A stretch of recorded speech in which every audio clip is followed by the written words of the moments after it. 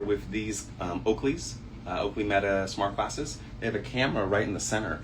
And so I've been capturing a lot of VFX footage. And so tonight what we're going to be doing is working on some really cool particle VFX. I'm going to apply it to some footage that I captured today at this museum. I want to have particles, we'll see how it works, but I want to see if I can get particles to come off of this painting. And I use these sunglasses to capture that, because having that first-person perspective is really helpful. I'm also going to be streaming full screen Adobe After Effects workflow onto YouTube. So you can subscribe to my YouTube channel. It's Don Allen III. Same as my YouTube, same as my Instagram, and it's on YouTube.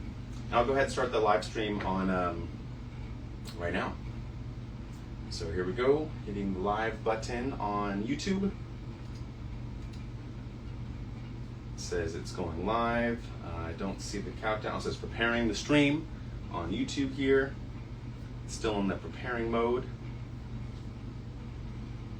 There it goes. We get a countdown for 5, 4, 3, 2, 1. Hello and welcome to Creativity with Don Allen III Live. Today we're going to be doing some VFX footage that I captured on these sunglasses. These are the Oakley Meta smart glasses. They have a camera in the center. They also have speakers. You can take phone calls, listen to music, and they're very sporty. But what I've been using them primarily for is for capturing VFX. What I do is I like to film with these on because the camera is right here in the center. And when it's recording, you'll see that a white light starts blinking, and that's how I can indicate to the world that I'm recording right now. And that's how I got the footage that you're seeing looping on Adobe After Effects today. So today what we're going to be doing is adding some cool VFX to this footage that I captured with these glasses. And the idea is going to be quite simple.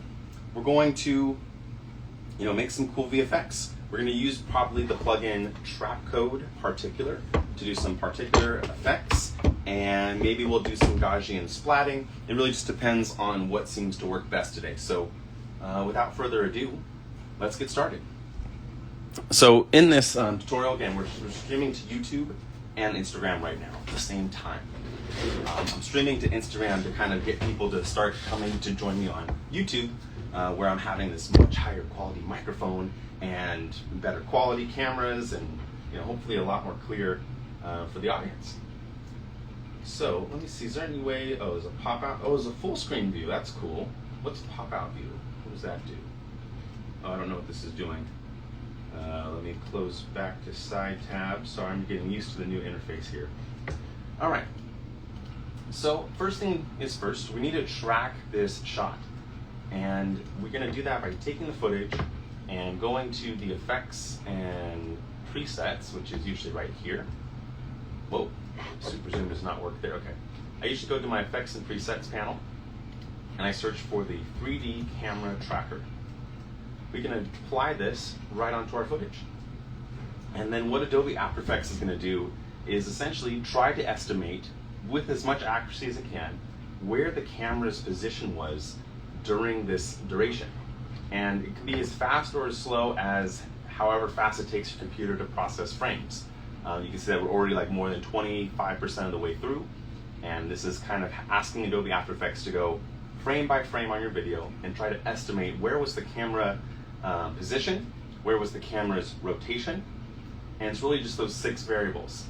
Where is it positioned in X, Y, and Z, and then where is it rotated in the the pitch? No, wait, this is pitch, the tilt. I forgot. There's 3 degrees of freedom for rotation, and there's 3 degrees of freedom for position. And it's trying to calculate those 6 variables on every frame. So if your computer is really old, it might take a long time to work. But if it's a pretty new computer, your thing should be able to solve. Now, it is important that you film in such a way with the tracking in mind, so that I was kind of keeping a steady motion in the hopes that it tracks correctly and allows us to understand where the camera is. If there's too much motion blur, for example, it may not be able to track.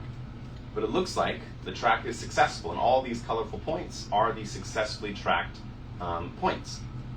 I see it loses tracking right here though, unfortunately. So it means I'll have to probably end my video right around here. That's when I start to see the last few trackers. Let me see if I can still tell a story within that shorter time frame. We go ahead and play it back. So I'm looking around, maybe some sound design, some particles start to emit off of the painting. I push in. Oh, it still tracks for a few and then it stops. Okay, so I guess we do have a little bit of wiggle room all the way up until this red bar. Now, the reason why this happened is likely because this might have been too much difference from the first frame, which was over here, to this frame. When there's too much of a difference, sometimes Adobe After Effects' algorithm can sometimes lose the track. One way to solve for this is to film with a separate gyroscope that doesn't require optical images of pixels. Another one is to maybe reduce the warping on footage, but I think this is going to work for my purposes. I really just want to get this hand motion here because I want to do some kind of particle effect. When I push my hand like that, I want to have like particles really emit in such in a really cool kind of way. I guess that's the idea. Well, we'll see how practical or doable this all is. Thanks for the person that's joining us on YouTube. I'm here. I don't know if I can see your feedback, or can I? If I click the chat button, what do I see? I see a public chat message, all participants, studio chat. Oh, let's see, it's a studio. I don't know what the difference is. Let me see. Can you see this? I don't know I'm just testing this out. I don't know if anyone can see that, but if you can see that on YouTube, I'm new to streaming from Riverside to YouTube. It would be great if I'm able to see your chats, because then I could be in very flow state with working. So let me know if you can comment back if you're able to see my response on YouTube. I don't know if you can, but just let me know. It says that's the public chat, so I don't know what that means. It says show on stream. Oh, that's interesting. Let me click on that. Whoa! That's really nice. I can promote people's comments and show them on the stream if I decide. That's really nice. Okay, sorry, got distracted. Okay, so it looks like we're in pretty good shape. So to do a successful track, you only need 3 points. If you're a really good eye, you can choose your points like this. Those ones are pretty good, but usually what I like to do for a plane that's this large is I try to grab at least 3 points that represent the corners of the greatest surface area that I want to track. The reason why you want to have kind of the biggest surface area is so that you're averaging the points the best. If I grab these 3 points in the middle, it would track, sure, but it may not look good for the whole duration. Whereas if you track the greatest extreme points that are in the thing that I want to focus on, I think it's going to track better because it's just like it's covering the bases.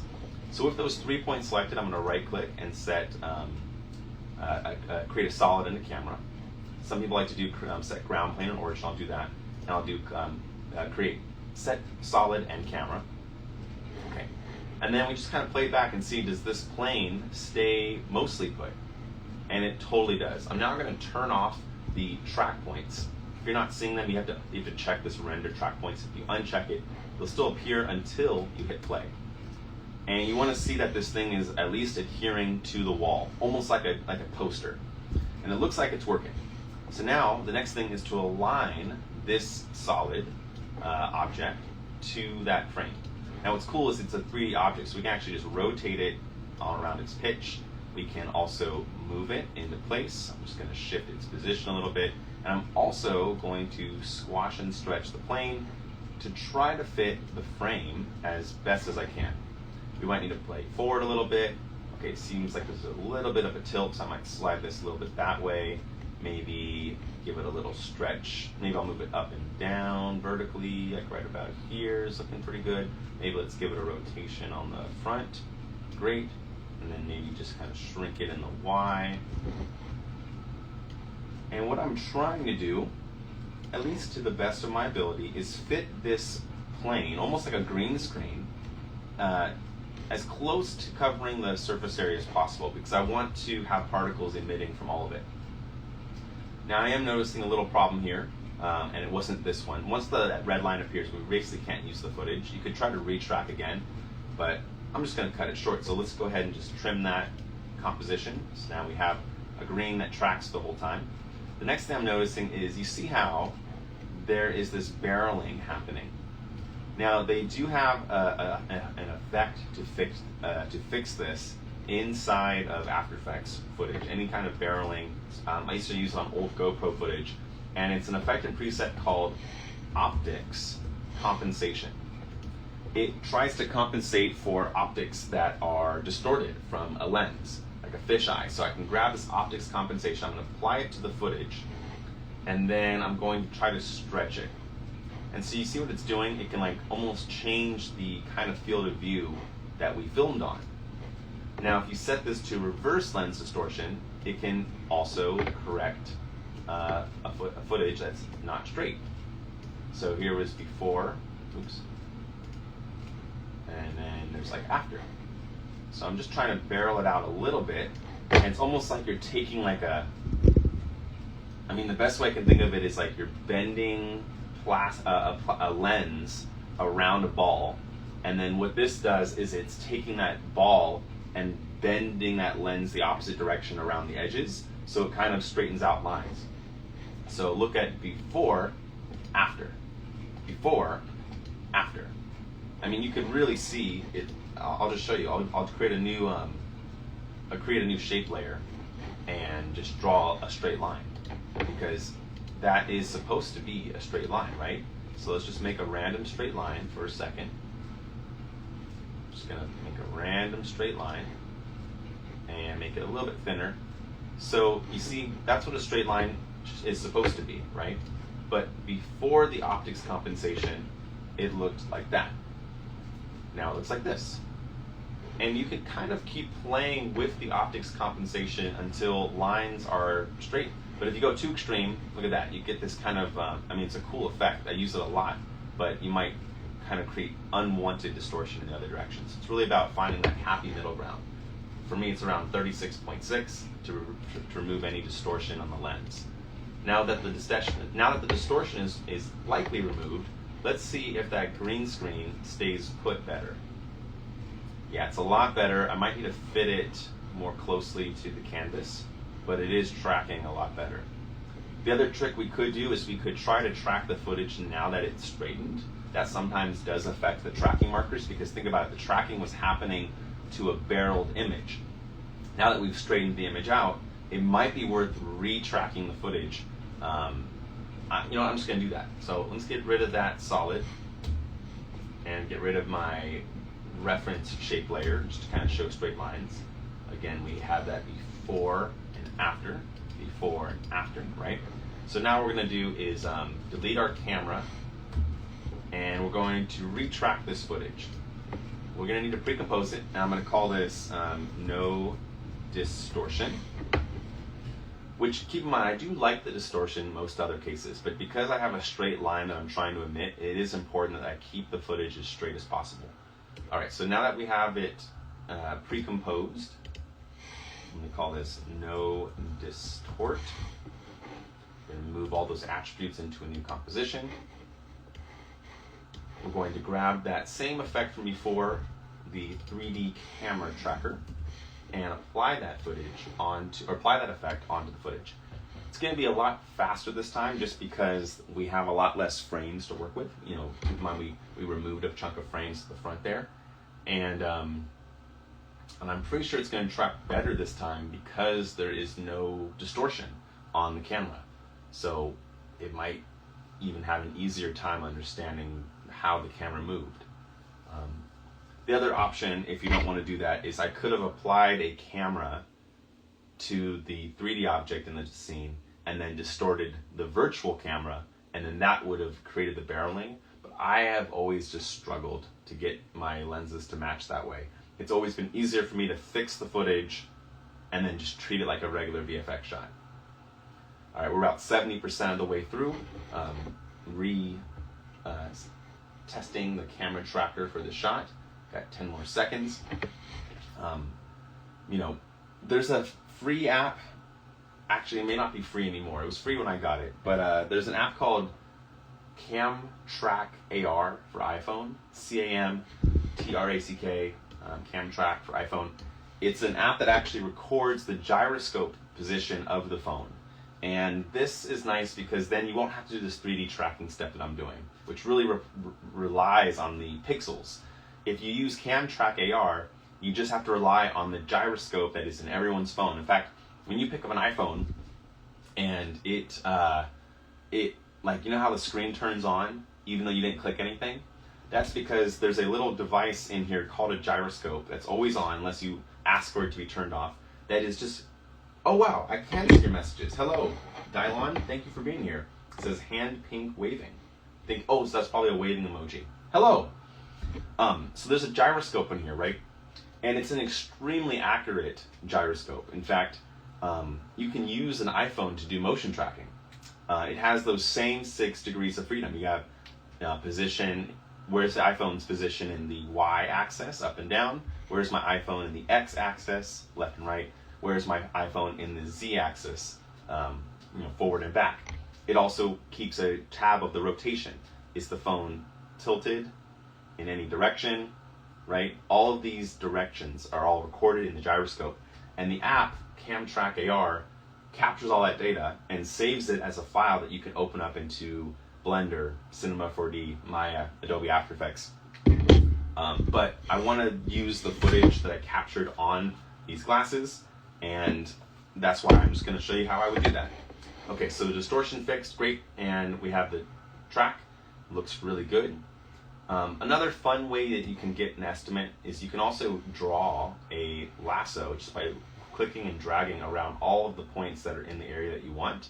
That's another pretty good way of getting the average. I'm just going to reduce that target size to kind of fit in the middle, and then click on create solid and camera. Great. Let's see if that tracks. That tracks really, really well. Now, let's see if it can fit on the screen of this painting the whole time. So I'm just going to manually stretch it to the top here, go a little bit earlier, maybe stretch that up, and then maybe stretch it a little bit wider, slide it to the left. Looks like I do need to tilt it forward. Something like that ought to do. And then let's shorten it a little bit in the top axis there. Maybe give it one more tilt that way. Oh, it looks like there's a slight distortion. This is still going to work, but I just wanted to take a look at it. Yeah, so you see how that, for the most part, tracks a lot better. I think at the very end it starts to get a little screwy. So what I'm going to do is just manually change the shape just a little bit here and there. So I just want to have it, fit that whole corner. So there is a tool called the corner pin tool. That's pretty nice. Maybe I should use that. So in the effects and presets tab in here, you can go to corner pin. You go to CORNER. Also, just for context, so why do I know Adobe After Effects? You might know me for my AI work or stuff at DreamWorks. I've been using this program, Adobe After Effects, since before the iPhone existed. So think about how many generations of iPhones there are. Now imagine I was in high school and learning this program. So a lot of the things that I'm showing are from memory, from just using this app for just decades. All right, I'm gonna go ahead and grab the corner pin and apply it to the solid. And the corner pin's cool. It creates these little teeny corners that you can now grab, and now you can pick whip it to exactly where you want it to be at what time. And then what's great is you can set those values. So I can say these stopwatches are how you set these values in time. That's why they use a stopwatch icon in After Effects. Think of it like, at this time, I hit the marker, you're at 0, 0, and then at a different time, I'm going to change your value, you'd have a new time. So with those markers set, I hit the U on the keyboard to reveal those keyframes. Then I'm going to go to the past, or I guess the present, and I'm going to make sure that those corners are nice and flush with my design. Great, just moving that last corner really carefully. Whoop, there we go. And then take a look. So the 3D camera tracker is doing a lot of the heavy lifting there, and then just those little hiccups when the point kind of leaves the corner, we're fixing those little hiccups by using the corner pin tool. And every time I move it, it is setting values That way it kind of remembers the, where things are at what time. I see right here, probably need this to be a little bit lower. So grab that corner, just kind of bring it down there a hair. And then that looks good. It starts to leave a little bit near the edge here, so I'm just going to pull that corner out. I really love this corner pin tool. It's very great when you're doing any kind of phone or screen replacements or poster replacements, VFX kind of work. This corner pin tool has saved me in so many commercials. Great. All right, that looks all pretty good. Let's watch it. So now we kind of have like this green screen in place of the painting, and it mostly tracks. The next thing I wanted to do is grab my hand footage. So see how my hand is kind of like behind this green thing? Let's fix that. So this is the footage. I'm going to make a copy of it by doing Command C and then doing Command V. That just pastes a copy of that layer right here. I'm going to turn off the camera tracker, delete it all together. We don't need it because this is just going to be to grab that hand in the rotoscope. So there's a new brush in After Effects called Roto Brush 3. If you've updated After Effects recently, you will be up to date on this. And what we can do is grab the roto brush, and I'm just going to click my hand a couple times. So this opens up a new window where it's just looking for the rotoscoping information.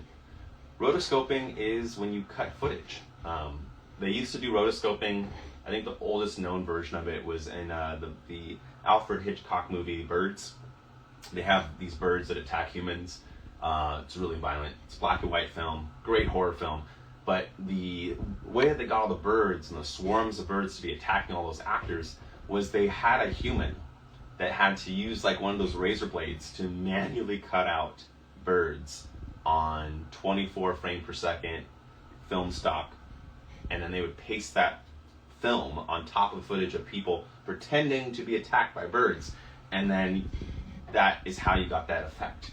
So rotoscoping is still used today, but now we use AI. So I will kind of draw a rough shape of my hand.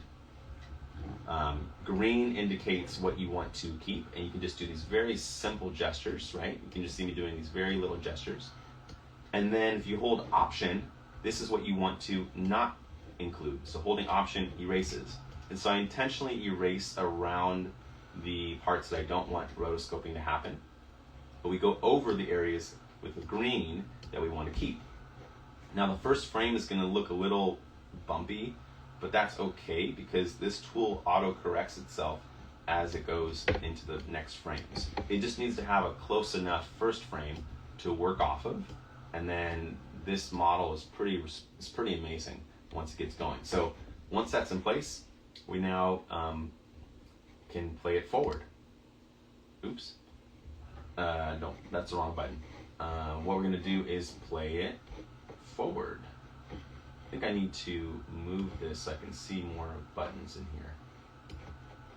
And it's just to show you, this is what it's keeping, right? And then everything in red is what it's going to remove. And so now that that's kind of set, we can now hit the play button on here and watch the magic happen.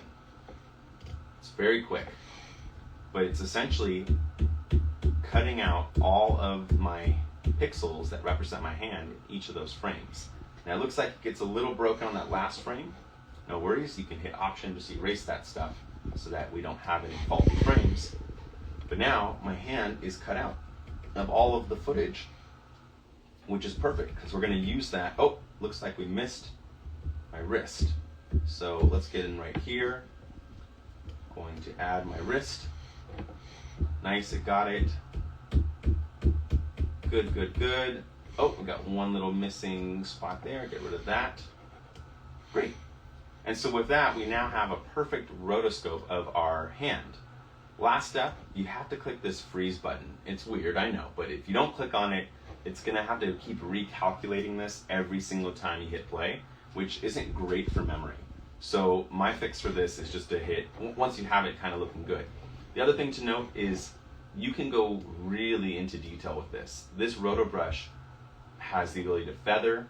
It also has the ability to refine your edges, and it has the ability to deal with motion blur. It will know to like blur out the areas that are in more motion, so that there's like a little bit of translucency on those areas. This is great for hair, but keep in mind, these properties start to add a lot of processing. So if your computer isn't that strong, this is gonna stress it out. I usually don't use them too much unless it's like really, really detailed. I'm just gonna leave it out. But I will click this button, freeze, which kind of locks all this into cache. So if I hit freeze, it's just re-establishing all the previous pixels. I think it has to go through all 300 frames, but hopefully it's not thinking of doing anything for those other frames. It's just, freezing it that way. And then it should start freezing the other direction as well. There it goes. Great. And I'll just let it finish freezing. This is just caching those pixels of my hand being cut out of every frame. It's caching it into memory. All right, so that looks like it's good. With it all frozen, we can now return to our main composition, our main project over here, I think. And then I will go to that. There we go. Bring our effects panel back to a larger size. And let's take a look.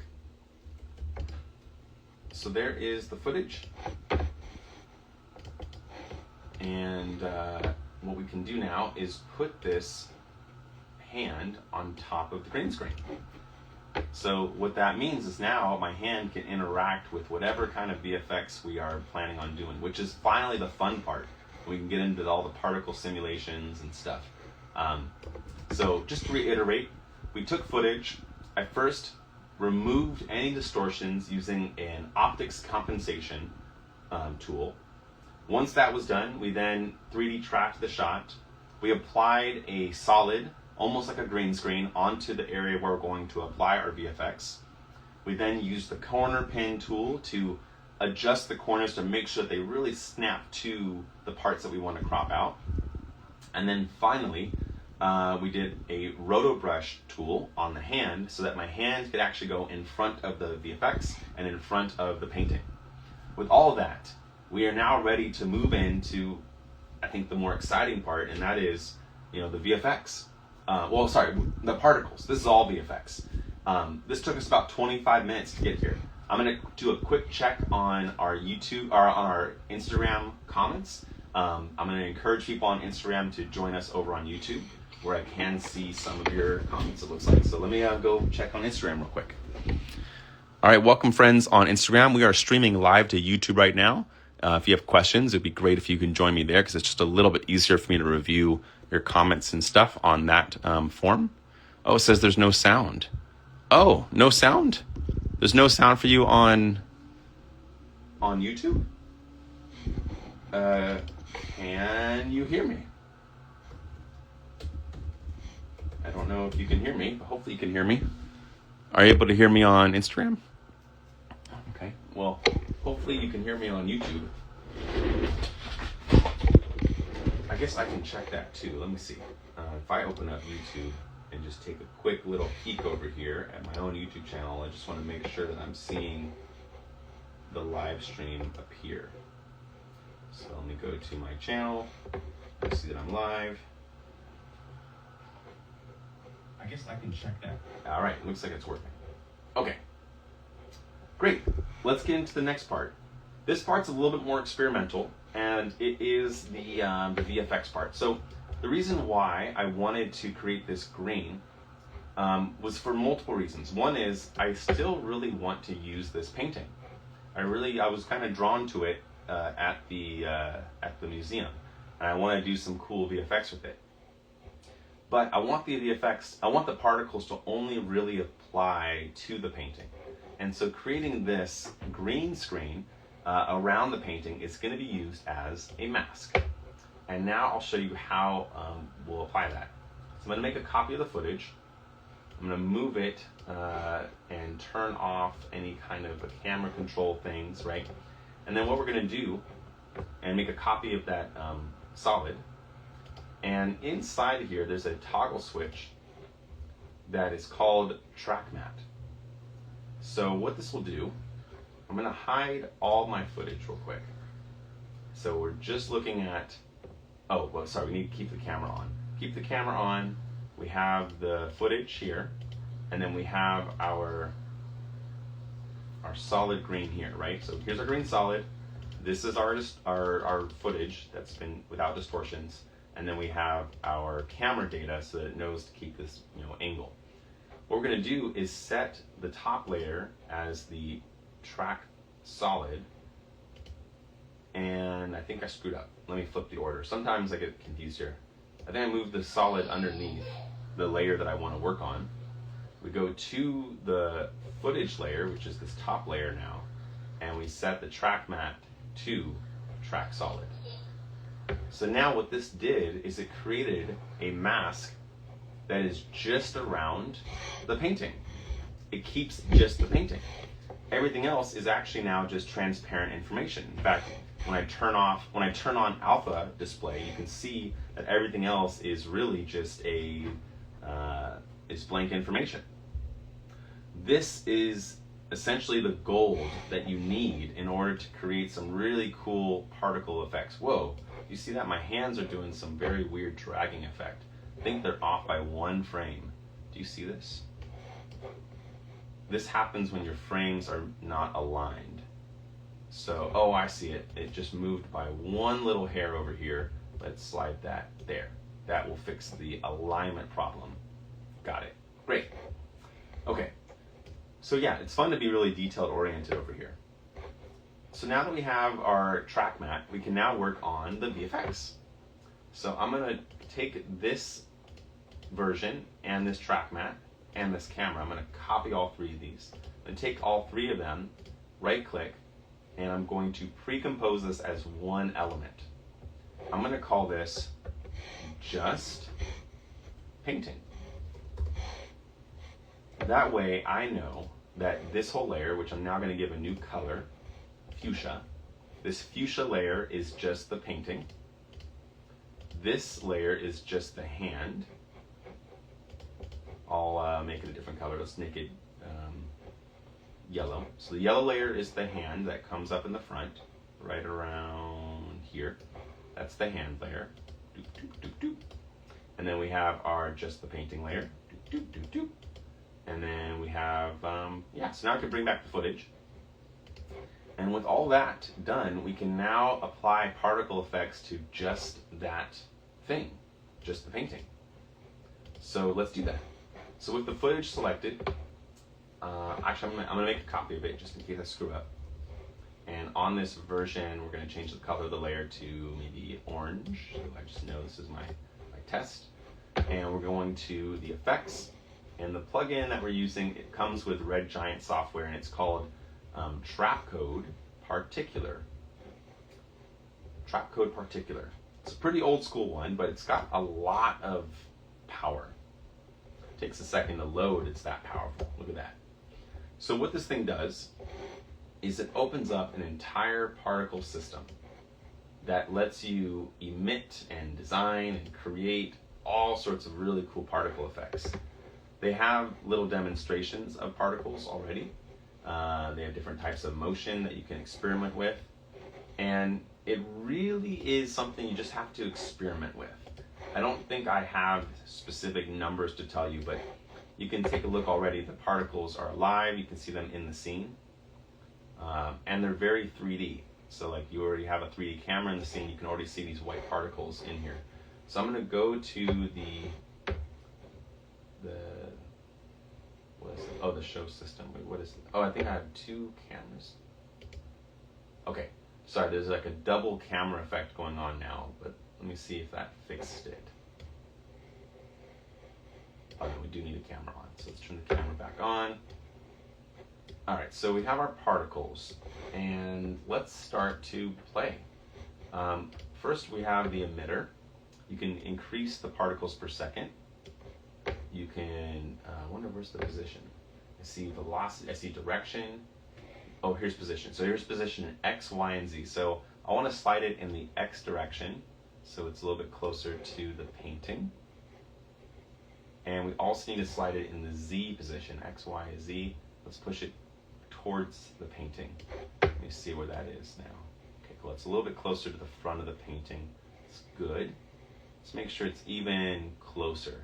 So I'm gonna go push it even closer into the Z-axis and slide it over in the X-axis. And now actually it kind of looks cool. There's like a little particle right there. Okay, now we're gonna go to the velocity, and I'm just going to increase the velocity of those particles. And so what this is just gonna do is just kind of give us a little, you can kind of start to see it coming to life, right? We just have these little particles that are emitting from the painting. But what I want to try to do, and I don't know how, I'm going to try to learn, I want them to emit the color of the painting itself. I think there's a way to do that, but I got to figure it out. Or we could probably just manually pick a few colors and just place particle emitters in different spots. That's also a possibility. So there's this linked null thing, there's a direction, it's all uniform. Let's do directional. And I'm going to say I want the direction to be, let's see which way. Okay, it looks like it's very directional right now. Let me do omnidirectional for now, so it's kind of just going everywhere. Then we have the particle itself. Right now it's on a sphere. They also have sprites now, that's cool. You can do a start color, you can do a random color, you can do particle physics, particle feather. I don't see what that's doing. Oh, that's the individual particle. The size randomness, so if I create size random, now the particles are of different sizes. There's the particle color. Just to make it easier to see, I'm going to make these like bright, whatever color is the highest contrast right now. Just so while we're working, we can kind of see what we're doing better. So I'm just going to do this pink, just so I can kind of see it. All right, so you kind of get this idea, right? We have a particle emitter, it's on the painting. Now I just got to get these colors to be more interesting. So there's color random. What does this do? Oh, that's cool. So color random is it's very literal. It just makes random colors emit from the thing. That's nice, but not what I want.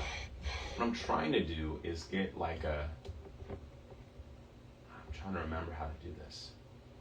I want it to inherit the color. Let's see, over life temperature, radially from the light center at start. That's set color over life color. Particle physics. Air resistance random. Air rotation. You can do turbulence. Velocity distribution. What's this do? Okay, this looks like it changes how fast some particles are. Some are slow now, some are fast. Interesting. Lighting. Maybe if I make the lighting. Oh, it's set to natural light. Interesting. So yeah, we're kind of in the experimental phase right now.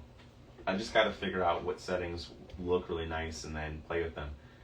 There are ways to get images to emit particles. I might need to reference a tutorial myself, but I'll just keep playing. Let's do directional again. So right now the direction is based off of this rotation, right? So if I rotate in Y, now we're facing those particles forward, right? Yeah, they're kind of emitting off of it. If I do a rotation, I go uniform, I go in every direction. If I do particle life, let's do a cloudlet. What does that do? Oh, I like that one more. It feels more like paint. Okay, let's see. So now let's go to the emitter. It's continuous. There's an explode emitter. What's that do? Let me take a look. Oh, interesting. It's more like a firework. That's interesting. That's explode. Let's try dynamic form. Dynamic form is best suited for physics and with emitters that don't animate over time. Okay, I don't know what that means. Let me see what it looks like. I don't see a dynamic form happening. Let's try continuous. They have a point. Oh, you could do a box. Oh, you could do a text and a mask. You can do a whole layer. Okay, I'm gonna set this to layer. and then choose the layer, I guess. How does that work? Where is the particle coming from? Emitter type is set to layer. How do I choose the layer that I want it to emit from?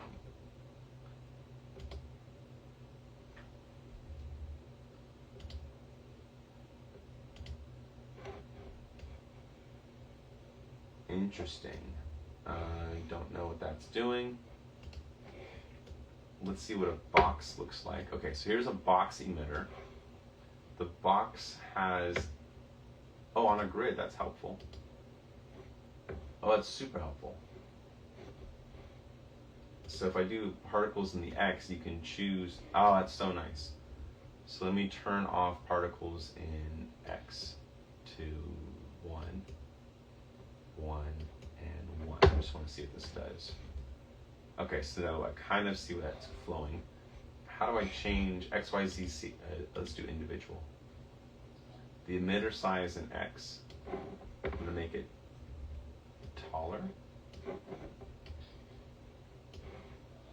Don't see anything happening. There we go. We're just getting more particles this way. Whoa. Okay, so that Z is the one that gets pretty dense, pretty fast. Oh, and it stops all of a sudden. Oh, because it's rendering. Let me just take a look. So particles are now kind of emitting. Don't know why they stop all of a sudden. I don't see any keyframes to suggest they should stop. Oh, I see. There it is. Life in seconds is set to 3. My scene is around 10 seconds. So if I want them to last the whole time, we should set the life to 11 seconds. So now we should have particles that never vanish, so but they should appear the whole time. That's great. Oh, this weird burst comes out at the end. More particles are emitting. Okay. Oh, I see. Periodic burst. That would do it. I don't want that. So let's just do traverse. I don't know what that means. Oh, that's cool. They kind of like roll off the canvas now. It's like they're moving. What's random? Let me see what that looks like. Oh, that's fun. It's kind of spiraling in different directions. I kind of like that. Yeah, that's kind of cool. Let's change this from a cloudlet to a streaklet. What is a streaklet? Oh, they're really fine particles. Let's do a glow sphere. No, I don't like that. Let's try a star. Don't like that either. Let's just do a sphere. Okay. Okay, this is interesting. I can see where this is going. Now let's go to the emitter size. And life size. Set to 5. Whoa. Okay, just crank that up too high. So if I put this up to 17, let's see what that looks like. Okay, interesting.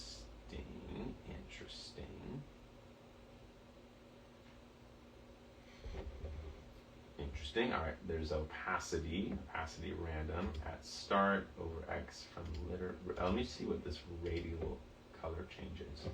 Whoa. Oh, that's really cool. I like seeing multiple shades in there. I think that's a pretty interesting look. I don't like the colors per se, but we'll keep adjusting until we get something magical. The other trick I have in mind is, actually, let me make this taller. Particles in Y is set to 40, particles in C is 6. Emitter size in Y. So what if we just double the emitter size in the Y axis to 1,000? Still not too tall. Let's go more than 1,000. Let's go with that. And then can I move the position of this again? Let's go to our position. I see our direction, but I don't see our emitter, our particle position. Just looking for 3 values, X, Y, and Z. There it is. Let's move it down in the y-axis so it kind of stays more on the whole canvas. All right, this is starting to get the physical properties that I want, which I love. It means it's really coming out it's starting to come to me. And I'll worry about my hand later. I'm just gonna have my hand basically create some turbulence in the particles. Like imagine if you push that, it kind of sweeps. Okay. Cool. Sequence type is set to random. Let me see, what is Z-Sync traverse? Let's try that. That's interesting. I really like that. Huh. That's something. I kind of imagine the whole thing emitting though. And maybe not that kind of pulse. But it is kind of cool.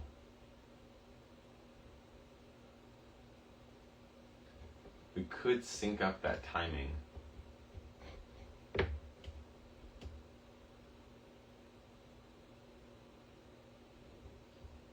Velocity from emitter motion percentage. What the hell is that? All right, let me go ahead and crank that up to 1,000. I mean, that looks pretty magical. I just wish the colors were more of the design, you know? Well, I think we're gonna get close. I mean, we got color in here. It's forming. It wants to happen. We're gonna make it happen. Okay. Emission extras. Periodic random. Lights unique sequence. What does periodic random do? I'm just gonna crank that up. Particle feather, particle physics. Let's see, what do we have in here?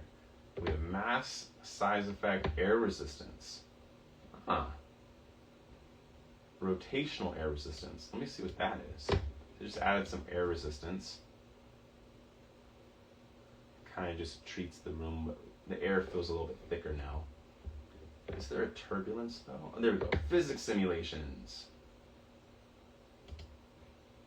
Bounce, meander, flocking, or fluid in combustion. Let's try fluid in combustion. Whoa. Oh, this is cool. If I can get this to work. So this is buoyancy and swirls only. Force relative position. Let's push this into Z. Okay.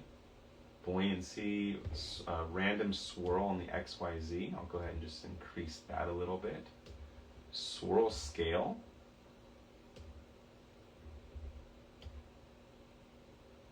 All right, let me see what we got here.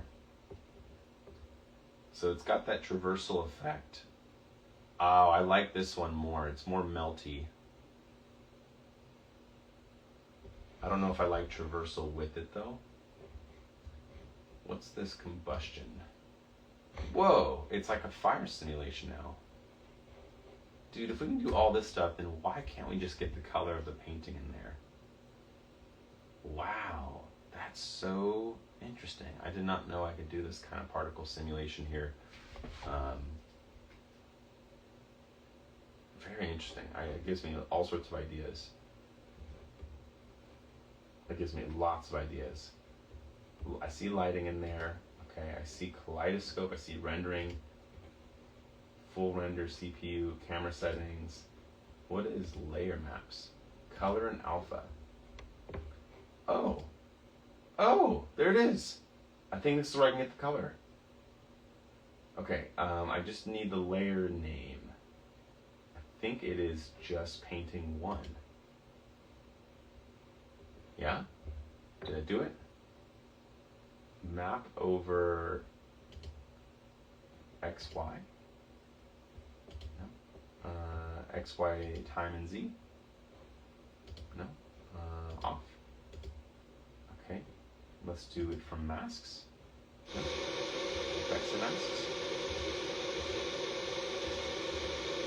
Oh, we're so close. Maybe let me turn off the fluid. RGB to RGB, A to A,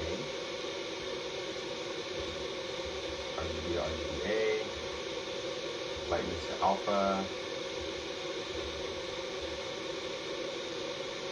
Oh, we're so close. If I can get this to have the same color, blend mode is at the screen. What if I put this in normal? Color random.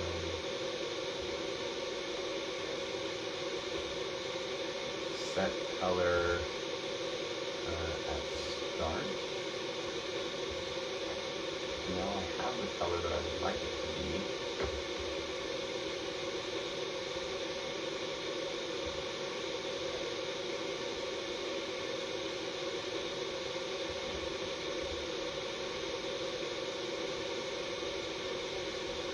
So close. Let me get rid of the traversal thing, which is cool, but I don't know if I need it that much. So I'm going to go to particle. What was that? I'm just going to set this to random like we had before. So it's just kind of this continuous articulation.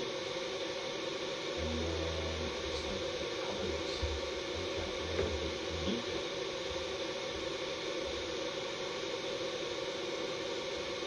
Not over external. There we go. Yes. Okay. Excellent. Now we got the colors of the painting.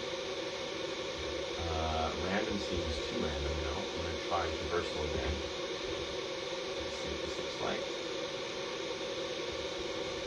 Let's try the traversal. This is getting somewhere. The colors of the painting are now moving properly. But now I want to play with those clouds. Let's try the cloudlets against the three large blocks of paint. Good. And let's say we want to reduce some of this air resistance stuff. So, and there's opacity slider. Let's take the particles in Y and reduce them a lot. Or particles in Z.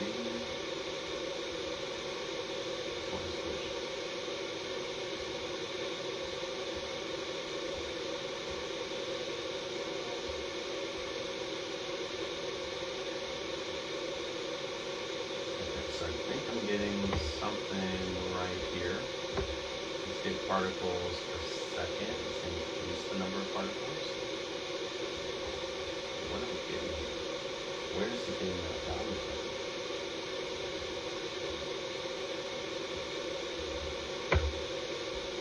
Let's pull this down, move this up. Maybe try moving this. Okay, there we go. We're getting some more colors. I just don't know where or why it's not pulling exactly the colors that are behind the painting. It's like shuffling the painting around. Is this the issue? Do I have to link it to the null to try this painting?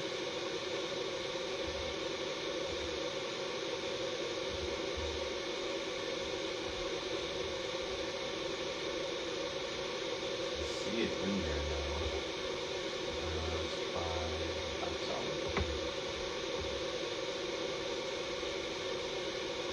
I'm in the right position. By the distortion. I feel like we're getting close here. We'll get there. Going to like night mode.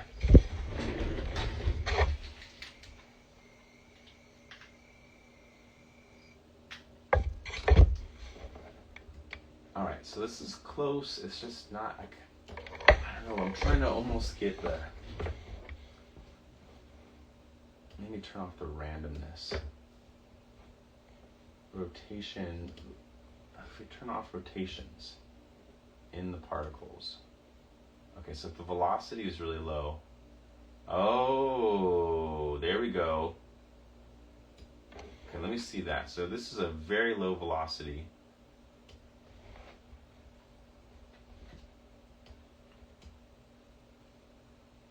Velocity distribution.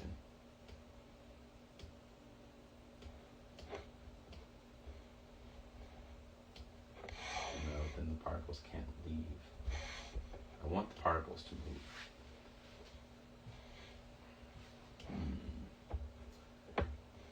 What to do?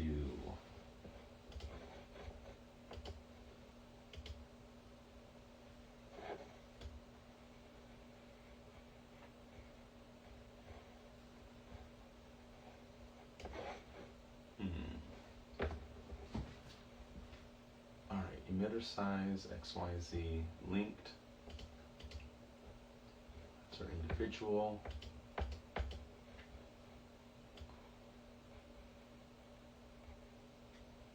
I'm just playing with the rotation of the gradients here. Don't know where these two blocks are coming from. That's the strangest thing.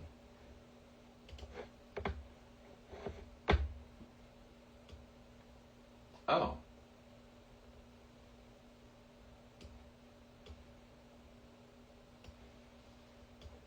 What's as strings?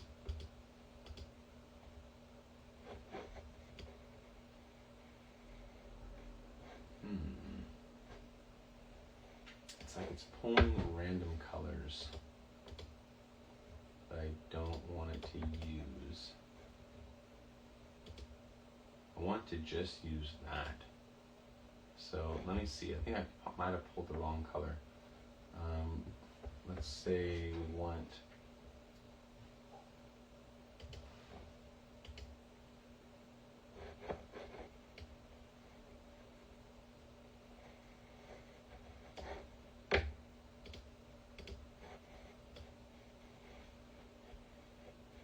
that's not looking like the right thing either.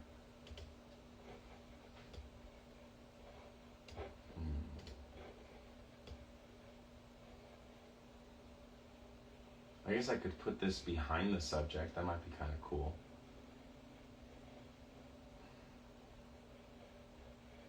But I kind of wanted to have this whole painting come to life.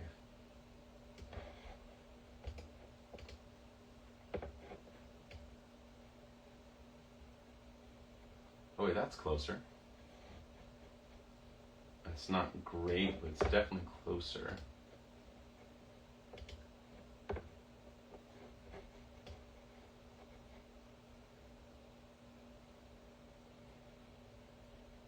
Ooh, that's pretty cool.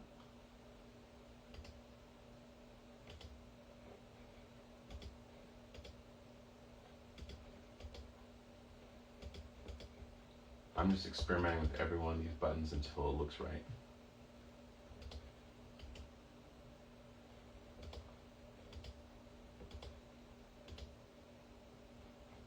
Okay, and then what's XY time Z plus time?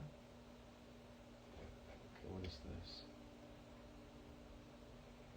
It's getting really close. I mean, it feels like these are the right colors emitting from the painting. Now I just gotta maybe play with maybe the starting position. So when we were in that physics section, they had that section called color random. If I increase that, does that do anything? Okay, so that makes everything rainbow. I love it, but not what I was going for. Let's do at start. Does that do anything?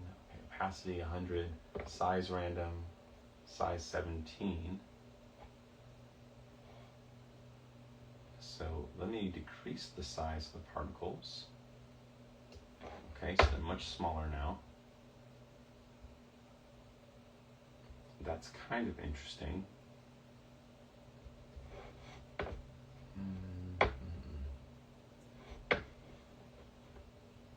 Sorry folks, don't know exactly where it's heading now. We're just trying to make something look cool. Let me go to velocity over life.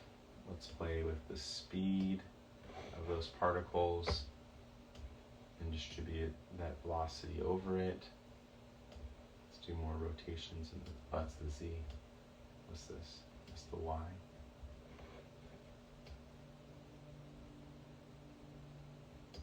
And then we have our emitter size in the X. Let's make it a little bit wider maybe, and then make this a little bit deeper in the Z.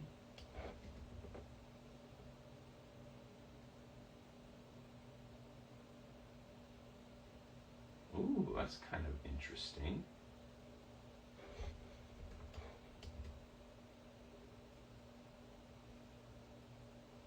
Let's try that Z traversal thing again.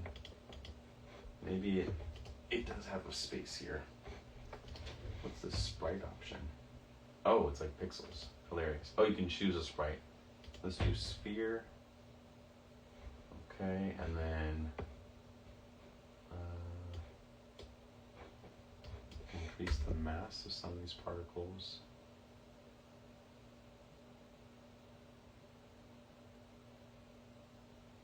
Okay, that one's pretty cool. I might want to put a light source through the particles. But yeah, it also feels like the particles kind of appear out of nowhere. I kind of need them to like sweepingly appear. So let's maybe go into that directional thing.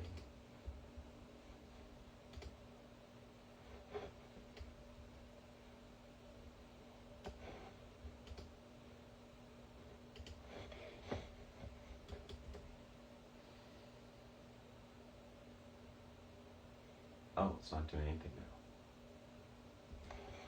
Did I screw up something?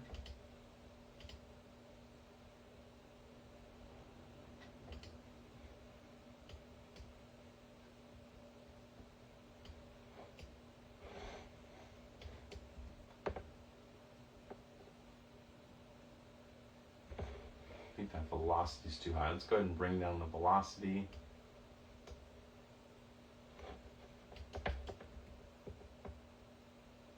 Oh, and then they just kind of stay put. So there's got to be a happy middle ground here. So the particle life is looking good. Particle feather's looking fine. Let's see if we can do, what is flocking? Let's enable flocking. I don't know what that is. Oh, you can set them to attract.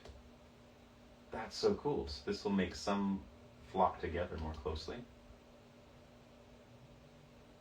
Oh, that's cool. It's almost like the birds. I like the flocking effect. That's kind of cool. It's like the particles actually have like force now.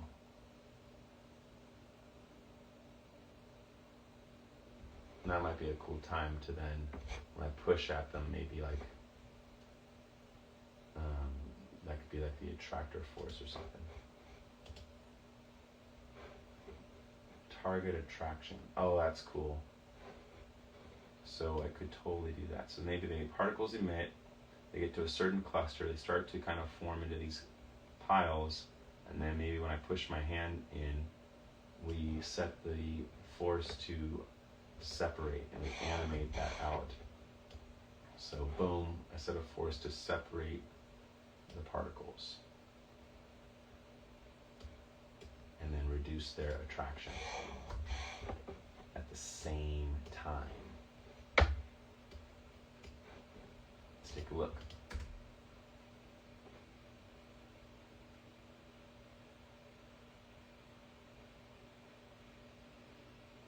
That would be cool. Okay, that kind of worked. I like it. My computer is freaking out. It's a good time to save.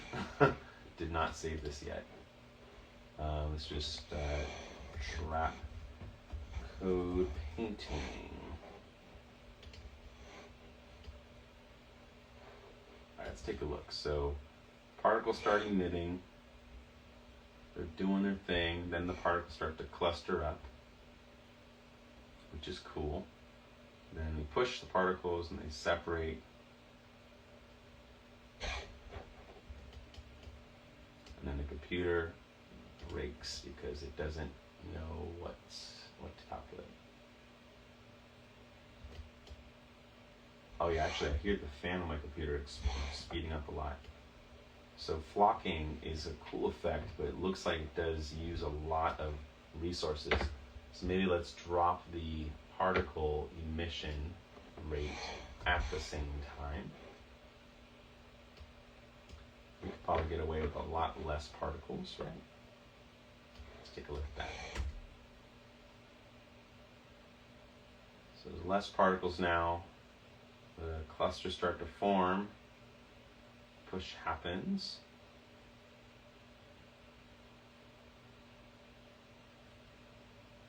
Yeah, it's a lot better now. There's fewer particles to calculate. Cool. All right, I like where this is going.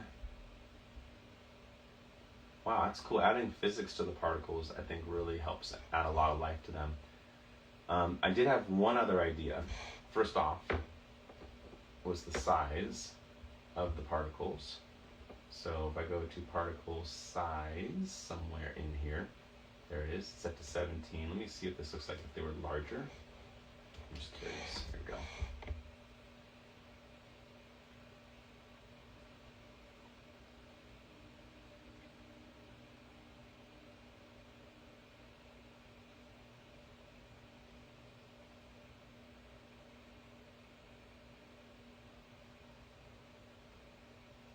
Oh, I like that. Kind of better. But maybe I'll have the particles also fade, or maybe let's push the particles so far apart at this point that the separation strength is like at 100. That way the particles actually blast everywhere and create some space visually, so that we can reveal the painting again.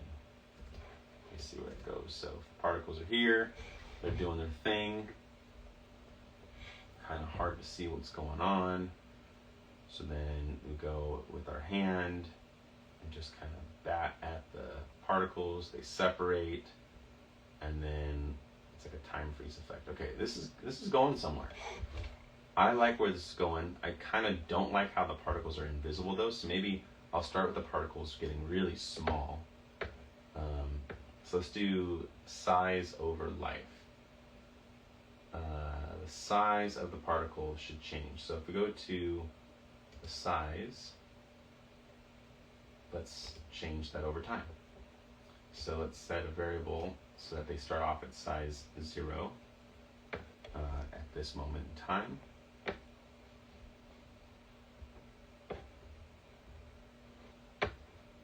And then they grow to whatever size was kind of cool to work with. That's 59. Okay, let's go higher than 59, maybe 86.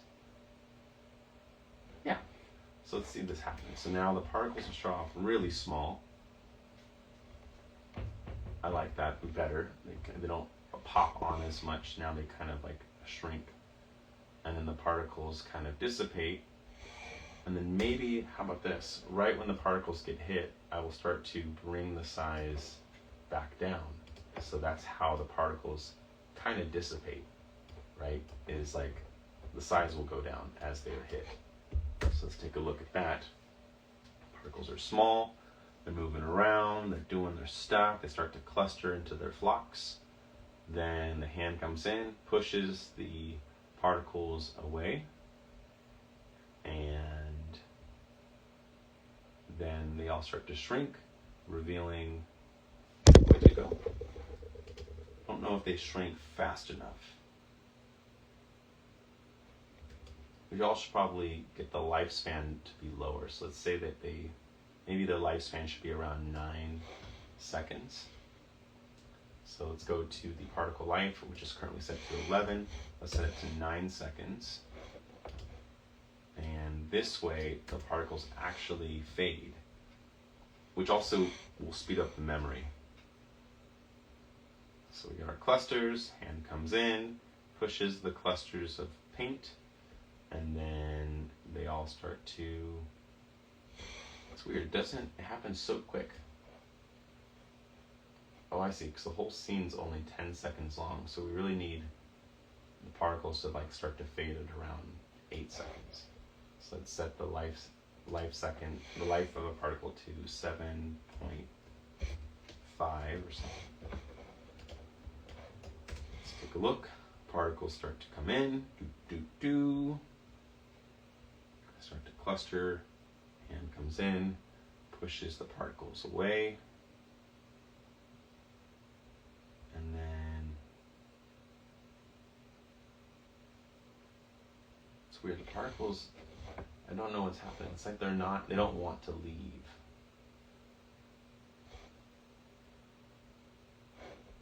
Maybe what I could do is just play with the particle rate.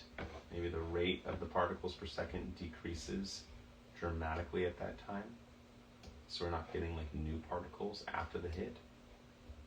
That might help fix the problem. Let's try that.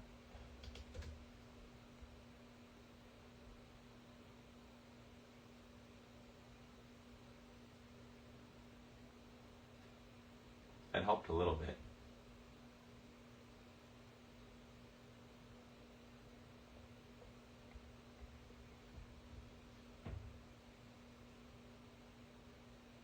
What I'm really excited for is when we get to the sound design part pretty soon.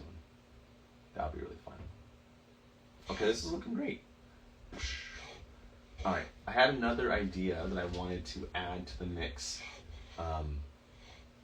It might be too much, but I want to see what it would look like.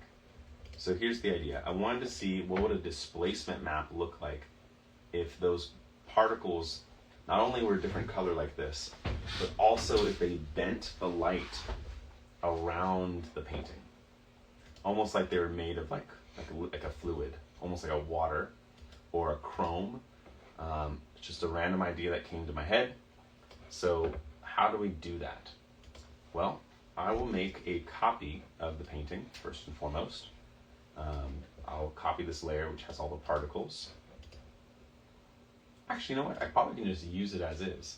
I'm going to make a new adjustment layer on everything except for the hand. I want this to be below the hand layer. I think I got that fixed. Okay. And then on this adjustment layer, we're going to do an effect called displacement map. Oops, not corner displace. It's just called displacement. Displacement map. We're going to apply the displacement map to the adjustment layer. An adjustment layer passes effects to all layers below it. And then for the source, we're going to set this to the just painting layer. And then we can play with the distortion. So this will create a pretty trippy effect. And if we set this to mask, there we go. And then now all of those particles actually can bend the light around the room. Let's see if that looks good or not. I don't know. Or if it's too heavy. Let's take a look. So now the particles feel more bubbly and more melty. I really like this. Let's say we want to crank it up even further, maybe more in the horizontal direction or vertical direction. That's too much. Let's go that way. Let's go this way. Let's take a look. Play it back again. Particles are emitting. Looks like that's really trippy. I kind of love it.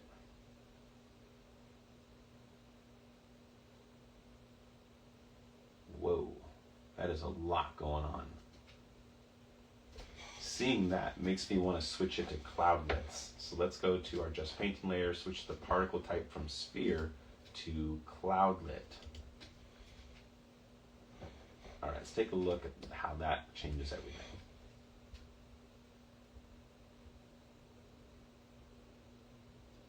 So now it feels very liquidy, maybe too liquidy. I'm not fully opposed to this yet. I just want to see what it looks like at full speed.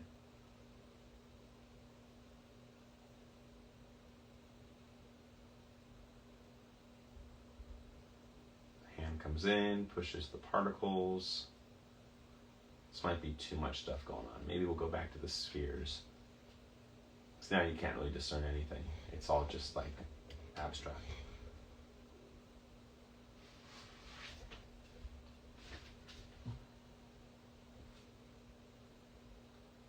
Kind of love it. What would happen if we took the color out? What if it was just the distortions without the weird color that I spent so much time trying to get working? Would that work? So if I took the color out of these layers, uh-oh, we got a frozen After Effects. Let me save it. It might crash. Oh yeah, it might crash. I can feel the crash coming. Okay, I think we asked the computer to do too much with that particle cloud glass effect. It might have just pooped out on us, because I don't even see the playback working here now. Oddly, you can still click around other menus. So it's probably not a full crash. Maybe it's more of like a partial crash. I'm gonna go to the edit, purge, memory disk cache. There's probably like 100 gigs in there. Yeah, 120 gigs of just stored memory. Let's just get rid of that. I think this will fix it. If not, we might have to redo. Oh, okay. That messed up something. Well, we did save it right before this, right? I'm going to close After Effects and then reopen it. Sorry about that. So let me just switch it up real quick. Do a quick refresh. I think we saved it, right? We saved it right before that crash. Fingers crossed. Really, really hope so. Oh wow, it won't even close on my end. After Effects is having a crash. I think it's because I pushed it to the limit. All right, I'm force quitting After Effects. It wants me to send an error report. Okay, we're good. Let's go ahead and restart After Effects. Hopefully we didn't just break the whole world here. Keep effects enabled. And then let me reshare my window with you.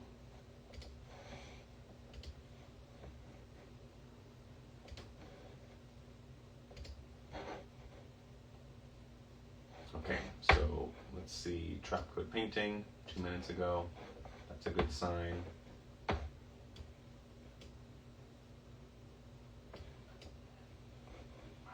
is it working? I don't know.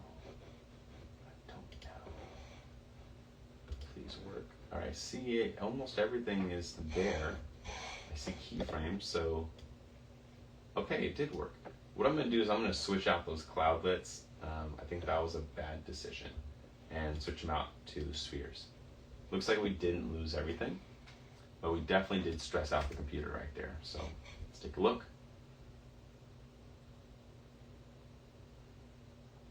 I think the cloudlets look cool. I might just turn down the refraction a little bit. It might be a little much for parts of it. Yeah, and also I could just take down the opacity extra. So let's go to the opacity of the particles and then just bring that value down just a little bit. So go to the opacity, it's set to 100. If I set this to like 32%, we should be able to see through the color a little bit. Okay, that freaks it out. Fair. I'm asking my computer to do a lot of calculations here. Ah, did I just freeze it again? So maybe the lesson here is to not change too many visual settings on the heaviest frame. Maybe it's wiser to change at the start, the 000 mark, change your visual settings there, and then hit play, because otherwise it looks like it's just freezing After Effects. Yeah, it's just too much information or something. I know I cleared memory disk cache, but I might need to force quit that again. Sorry about that. Running into some little glitches here. All right, let's restart After Effects one more time. I believe in you, After Effects. Where is it? After Effects, there it is. Oh wow, won't let me force quit. That's a bad sign. It says there's an error in the plugin, trap code. I don't think it's an error. I think it's user error. I'm putting in too much of a request. So let's fix that. Okay, it's loading up, and I can share my screen again. Sharing screen to Adobe After Effects.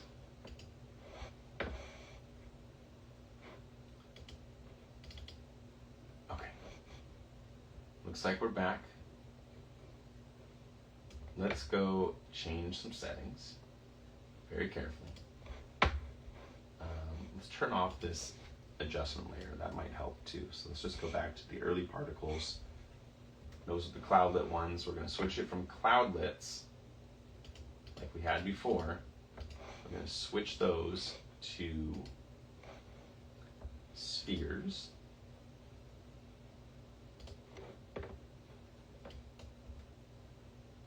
Great. And then we're going to go to the adjustment layer. I'm just going to make it not so extreme. I think also pixel wrapping uses a lot of memory, so I'm going to reduce that. Let's make these numbers less extreme. So let's take a look.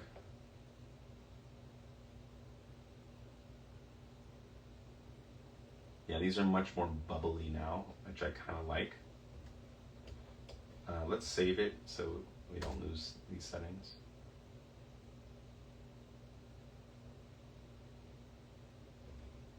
So funny, it gets to this frame and then it crashes.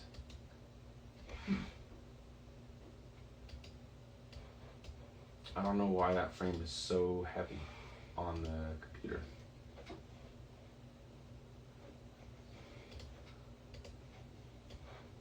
I think my particles per second are just still too high.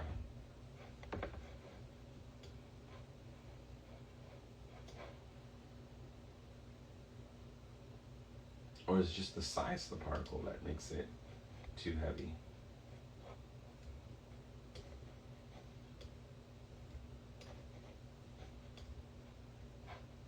Wow, yeah, it's like totally frozen. Okay.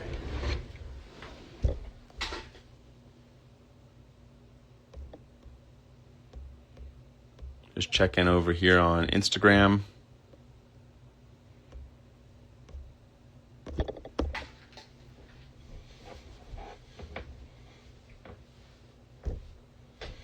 All right, well, this effect kind of works.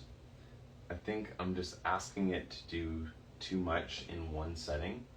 What might be wise at this point is just to export, single layers of these things and then composite them back together. I think I'm asking it to do I have a bad order of operations that I'm asking it to do. And it's causing After Effects to keep crashing. So let's try this again.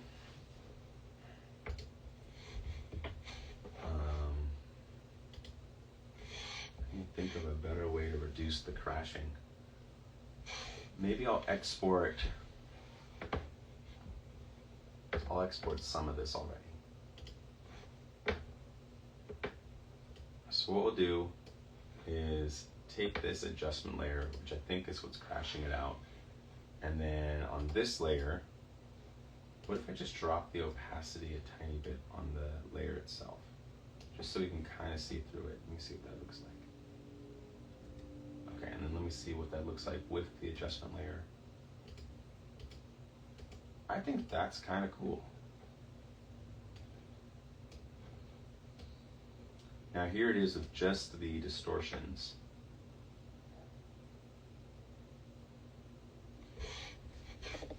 And it crashed again. Okay. All right, well, I think it was getting close to something cool. I don't know what went wrong. I think it's my adjustment layer.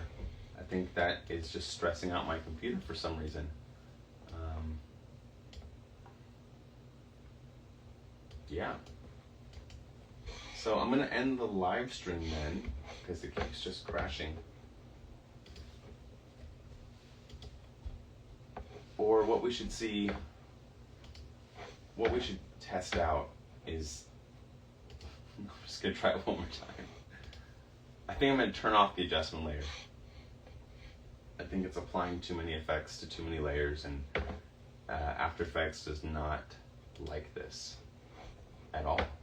So I just got rid of that layer, and then let's turn on just our visual effects. Okay, turn up the opacity on those effects. So fingers crossed this works fine now, because I deleted the adjustment layer, so that's no longer an excuse. Oh, it went through. It's just a lot to load, but it does go through now. Great. So I'm going to just play it safe and export this in a high quality format, just so I have this video. Then I'm going to re-bring that in and just do the composite on a separate project. I think I just have to bake things down. We used to have to do this kind of process in early render engines. When you have heavy projects, we would kind of like bake it down in steps. Oh, you can't see it. Sorry, let me share my screen.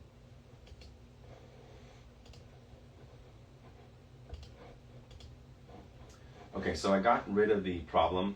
It was the adjustment layer. So what I'm going to do is just export this right now as a single pass, and then bring this into the scene in a new composition where all these particles are essentially baked down and not being processed live. I think the fact that they're being processed live is causing some problems. It doesn't know how to handle this. I'm also going to hide my hand layer just for this pass, so it's just the thing and the particles, and then I'll bring my hand and the other things back together at the end. So let's do that now. I'm going to go to File, Export somewhere. There it is, Add to Render Queue, and I'm just going to render this. I guess right here is fine. Maybe not H.264. I want to keep this in high quality, just so I have the most resolution to work with. And I'm just going to save. Oh, let's call this baked. This is just the baked footage. It's when you bake effects in. And we're just going to render that out real quick. The hope here is that by baking these pixels, it's not having to recalculate particle physics and apply distortions. It will just have to do, I'm saving it some computation. The idea is if I kind of pre-bake all of these particles moving around, when I go and play with this footage again as just footage, After Effects will have to do less calculations in the moment. So the only downside of baking effects into your footage is that it does lock you into a look. If we decide that we want to change our mind about the particles later, then this becomes an issue. You can't if it's baked. But I'm pretty happy with the way this came out. I just wanted to add some extra spice to the shot. So, maybe this all works out great.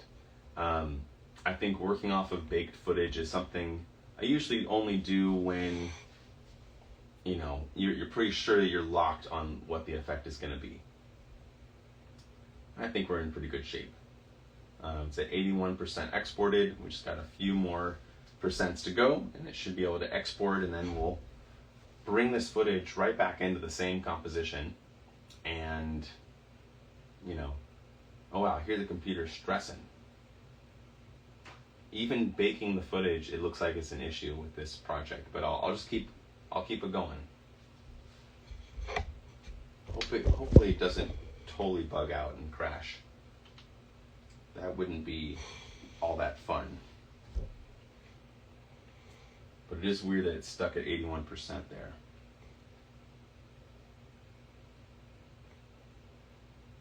There might be a certain number of particles that my computer does not like to render, which is odd because this is like a pretty nice computer. So I might have to change some settings around on my end.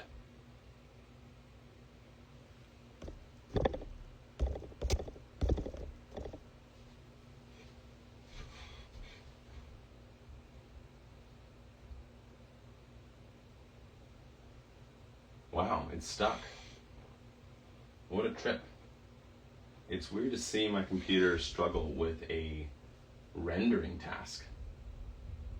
I got this computer for its rendering capabilities, and I don't even have other apps running. So MacBook M4, MacBook Pro M4 chip. This is the first time I'm seeing it struggle with a rendering task.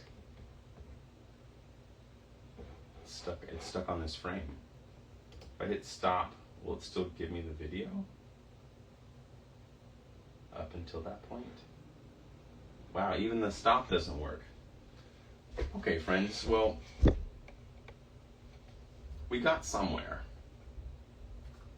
Didn't get exactly where I wanted to today.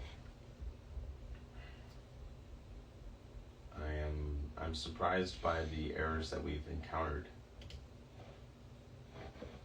Yeah, it looks like it's frozen again. Let's see if the thing got exported at all, though, because it might have gotten exported. Wow, it's just stuck.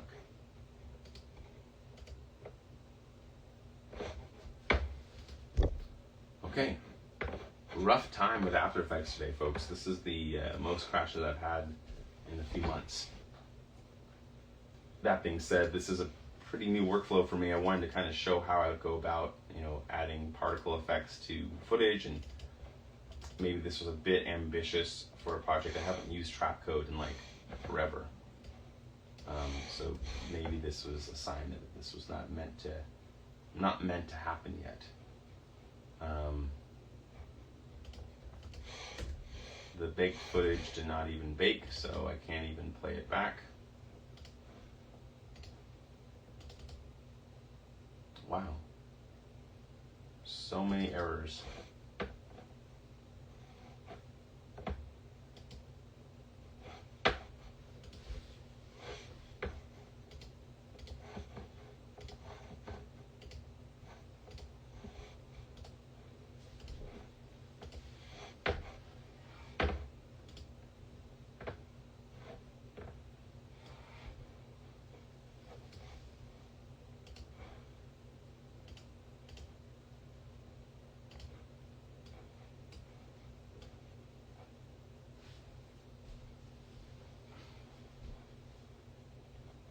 Does it not like this distortion? Maybe I'll bring my distortions back. I am super confused that it keeps crashing here. I mean, it plays back so perfectly here. Let's just export right now with no other expectations. Just like it's working, it's playing back smoothly. Can it just load now? Let's just see what we get. Just going to try to render these out. Hope it doesn't crash.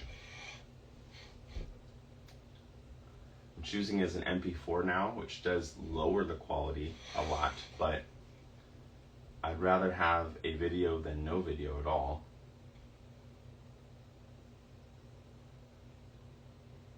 Wow, it froze at 81% again too. Jeez. This video does not want to exist. Maybe I'll screen record my After Effects viewport and then that will be the video. Oh, it's going. Yay. Whew. Thank goodness. Had me worried there for a second. Okay, so we got a video output. Great. Let's re-import that video back into the scene. It's now the baked version of the shot. There it is. Awesome. And then we're going to go to our distortions, our other layers.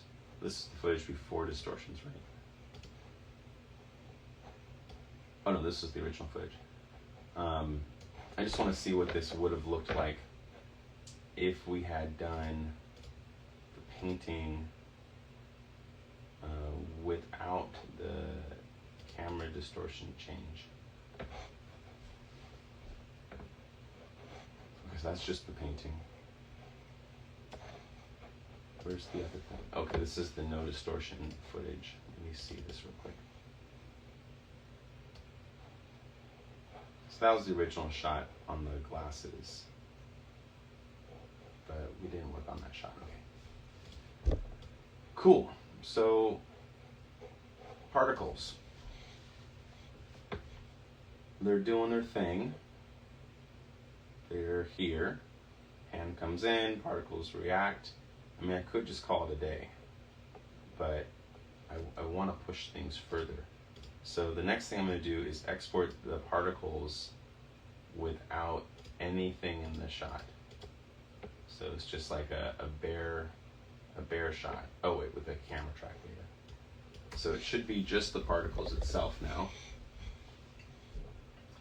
And I'm going to export this hopefully as its own video.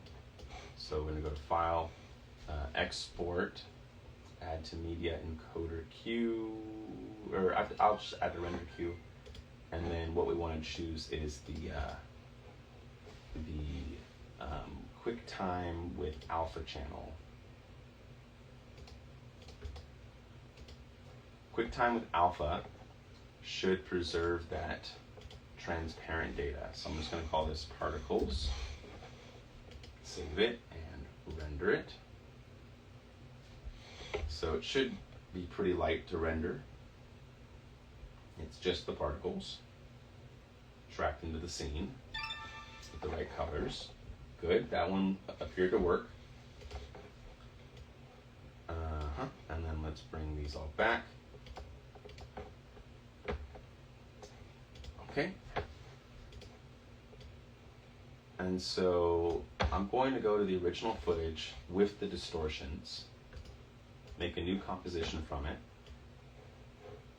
and just see, I'm just going to see what happens if we were to add those particles back onto it.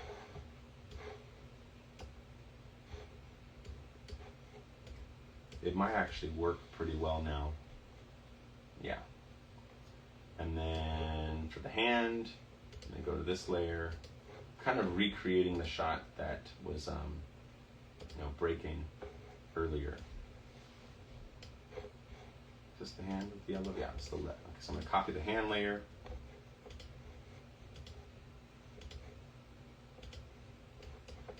Paste it here.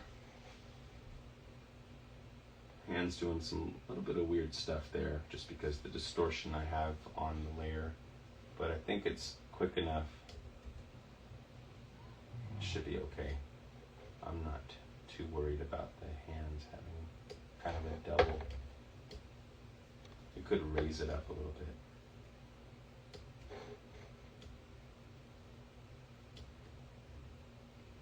Or I could just apply the optics compensation to this hand. Does that do it? No, that's the same problem as before. Okay. So in here, particles doing their thing.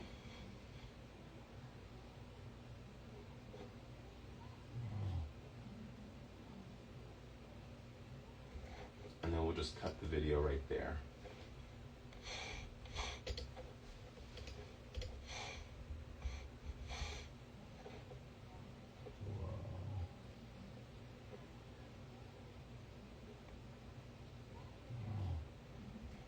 Okay, that's looking okay. Now, can we try to bring in the distortion? Maybe, maybe not. We're going to add an adjustment layer. I'm going to save the project. I'm going to give this a new composition saying, call this one Please Work. Please Works. In this adjustment layer, we're going to add a displacement map. DISPLACN meant displacement map. Apply that there. Then for the parameters, set it to particles, set it to the alpha. And then play with these settings here. So that's pretty high setting, that's pretty low. Let's try something in the middle. Let me just see what that looks like. Whoa. That's pretty cool.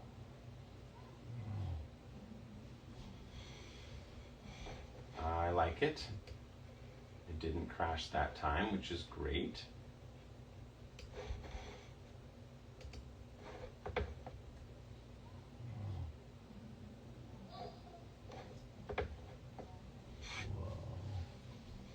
Great, and then let's add some fun color correction while we're at it.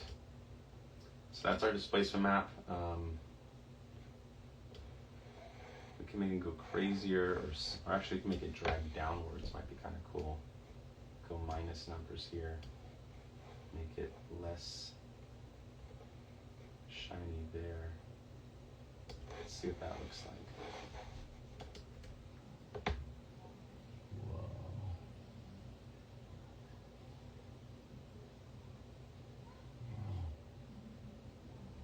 And then maybe we can lower that distortion as we get out of it, kind of right around there.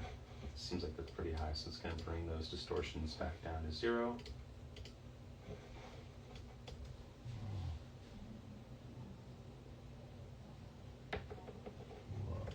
And we can start with distortions kind of low, and they can come up as well. So just like a more gradual effect change.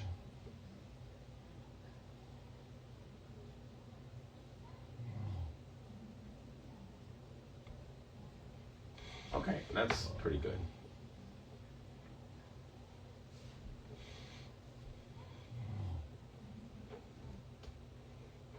Great. Great. Next, what to do. We got those particles. Let's do some color work. In the adjustment layer, we can also go to the effect known as stylize. And I think adding some cool, let me see what Sketchify does to this. This makes everything look hand-drawn. I'm just curious what it would do to the particles. Or maybe I'd do this to only the particles. So if we go to our particle layer here, go to effects, and then go to Sketchify. Stylize, and then go to Sketchify. Interesting.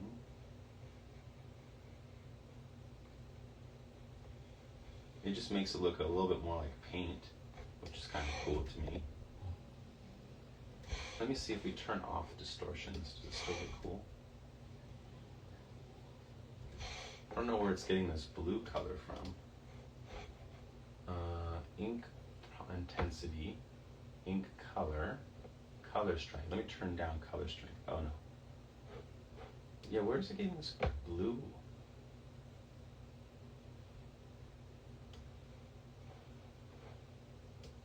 I don't know where it's getting this blue from.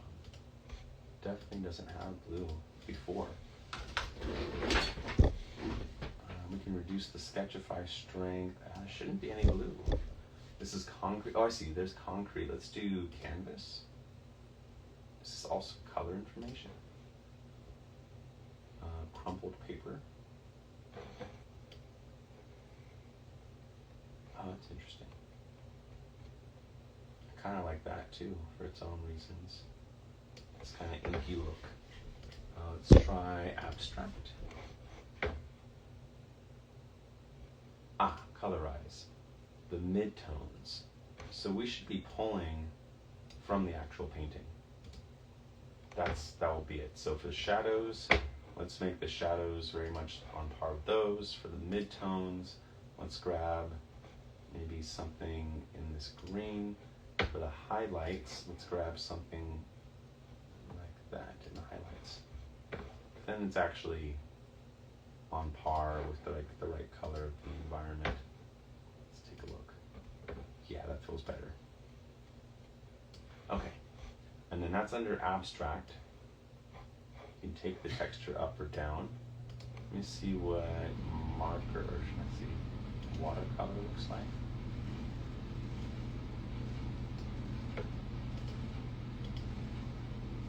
Abstract, concrete, canvas, crayon, color strength, color smoothing details.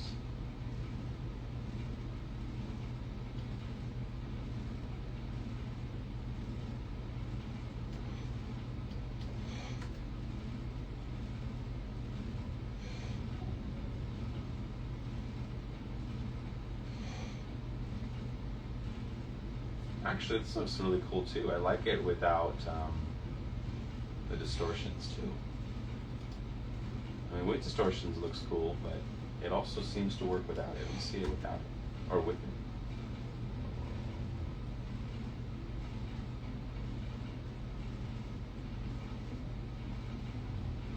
Kind of reminds me of anime texture. We get rid of that layer there. I mean, that kind of works. Yeah, let's go to the thing and do some more color work.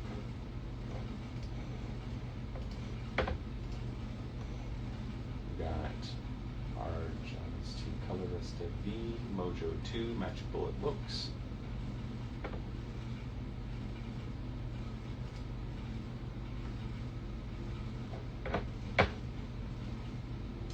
Let's try selective.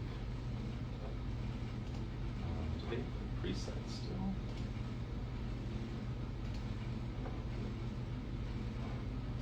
Forgot how this works.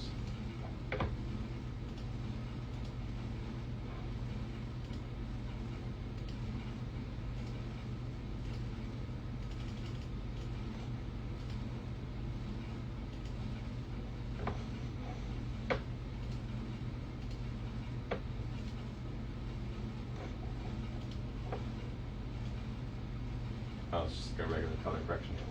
I thought they had like looks that I could pull from.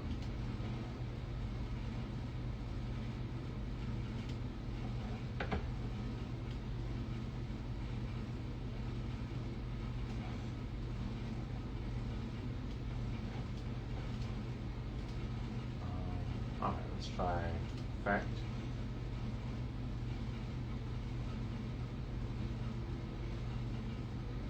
What's Chromatown? Whoa. That is a lot. Maybe we just crank it up at this point.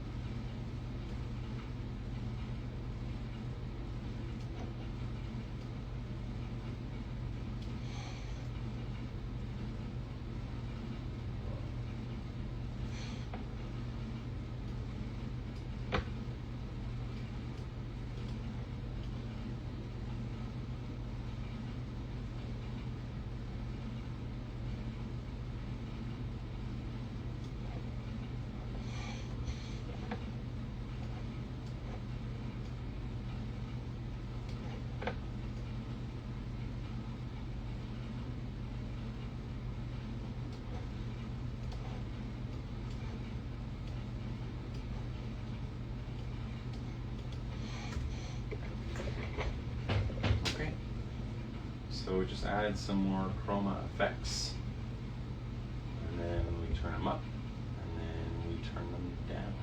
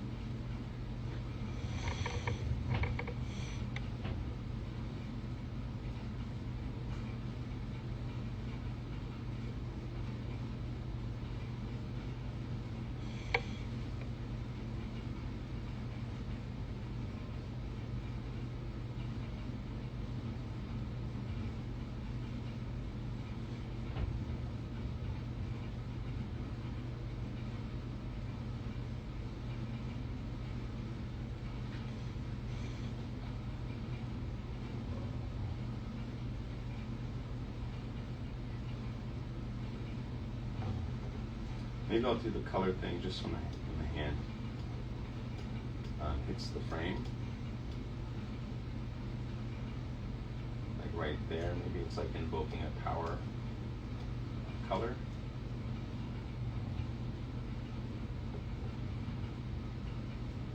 And then we start to bring that value back down to 0.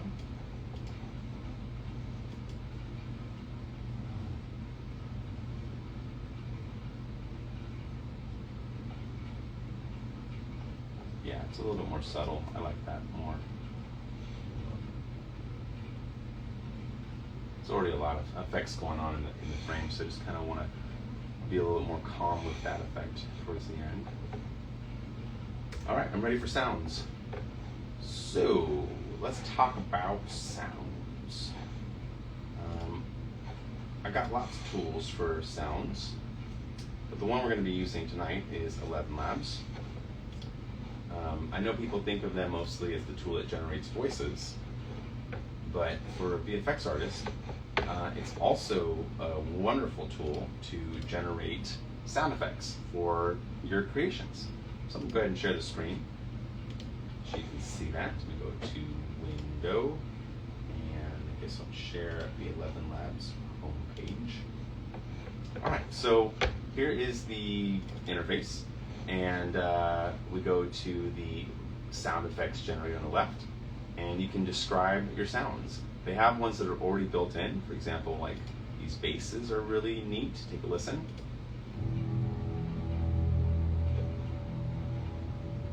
But yeah, I mean, this is all great. But you can also describe your sounds. So I'm going to go to, these are designed sounds.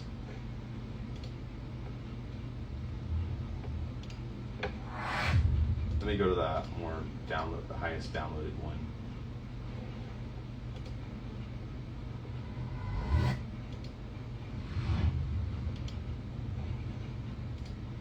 I think you get the idea. Here's some other ones.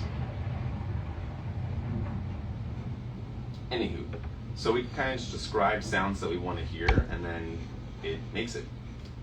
For example, this is a sound I described, I think, yesterday. This one, I wanted haunting, wailing, ghost echoing in a reverb room, river of spirits.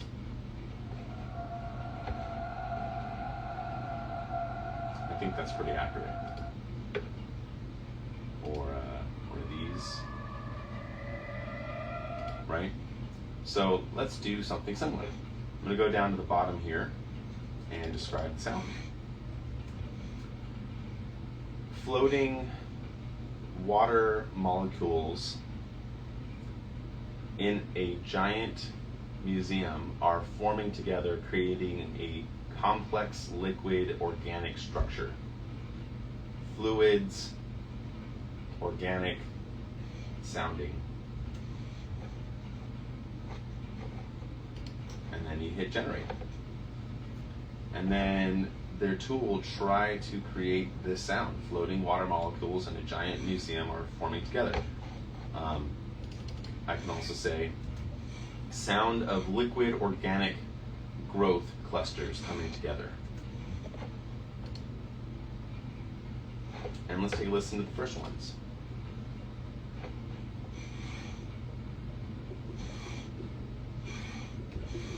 Not bad.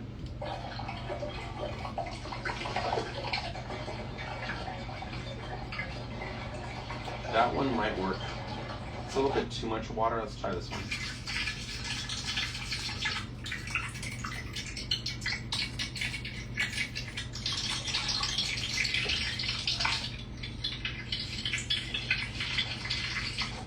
Okay, closer, but nah.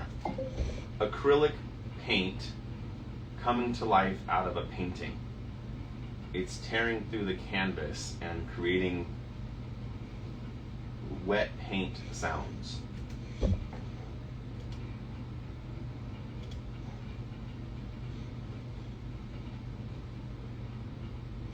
Let's see what those sound like. I don't know. I'm genuinely curious.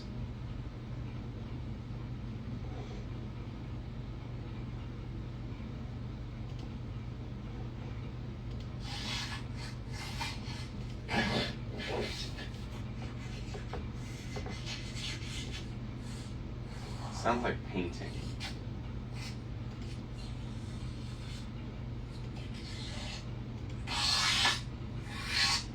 I wonder if anyone's made like the sound of venom or something, like whatever those are. Let me search their sound library. Let me see if someone's in venom. Oh, they have. Whoa.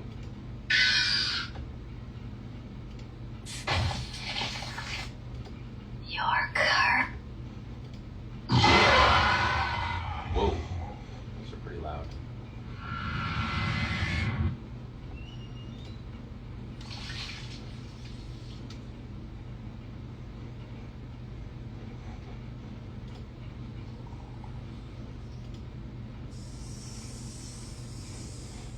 Let's see, paint forming. That's what I'm looking for. Stretchy goo morph. I love it. Let me go to use prompt. And run that through. Times just to get some variations.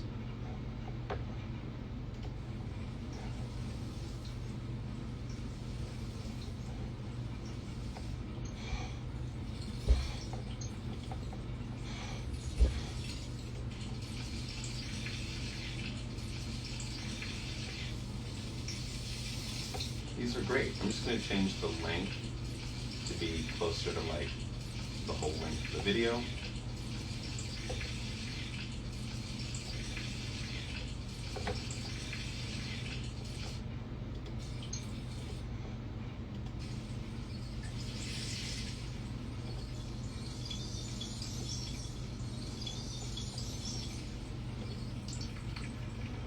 Love that one. We get the WAV file on that.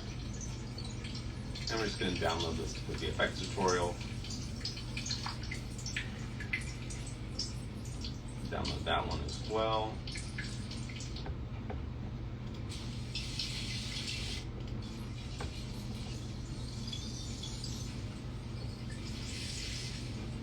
I like that one as well. Download the WAV of that. Let's take a listen to the longer versions.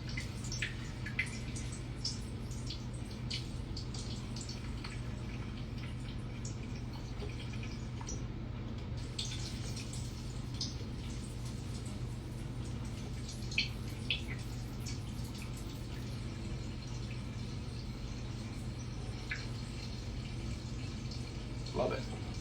I think we have enough Foley to get the effect across. So let's jump into After Effects and then start weaving the audio pieces together. We got the stretchy goo morph and bring that audio in. Oh, you can't see it, sorry. Let me share my After Effects screen.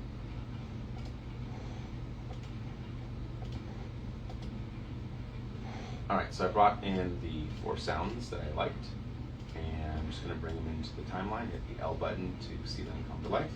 And then let's see, so maybe right around there is when you want to start hearing them. Whoa.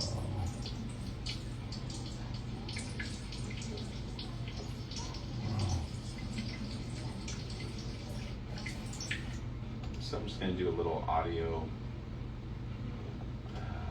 tweak here. So let's get the volume, for example, up and down.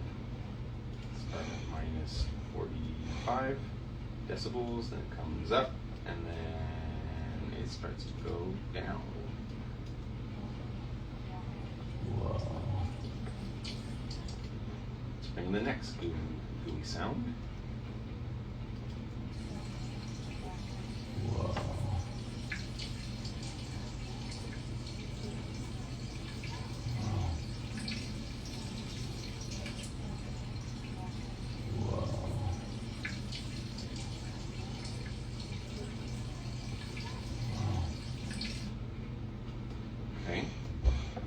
Try the next one, bring it together.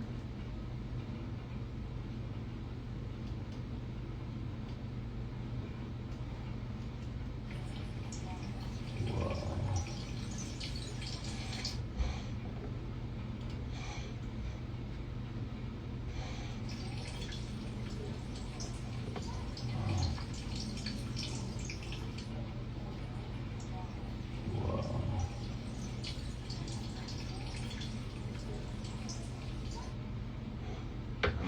like a little pulse of energy sound. Maybe a Bram.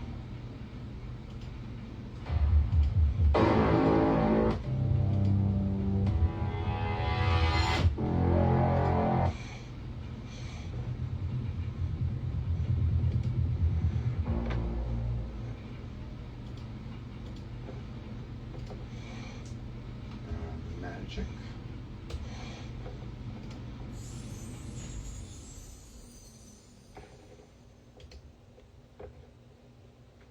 Maybe that magic chime ought to do.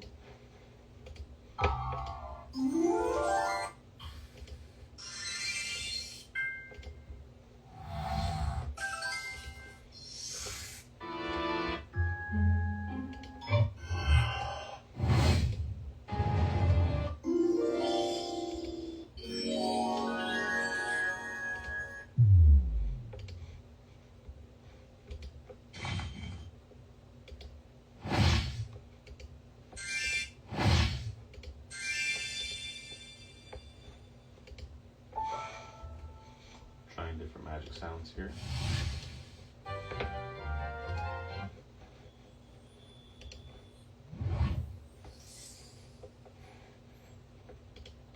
I'm going to use this sound for when the waves appear a bit stronger. Okay, so I just downloaded or generated some sounds. We're going to bring those two in. First one's going to be when this kind of like portal right here, when that force goes right there, they get that color change. We want to hear like a little bit of like an emphasis on that motion. I'm just going to lower the volume of that by maybe like 7 decibels, because it seems like it's a pretty loud sound.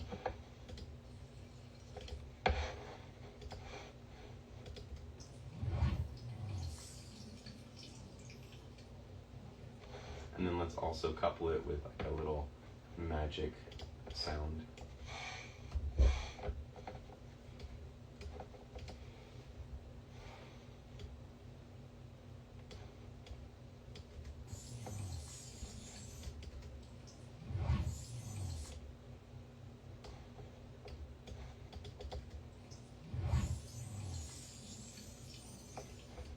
And then we'll lower the volume of that liquidy sound right there.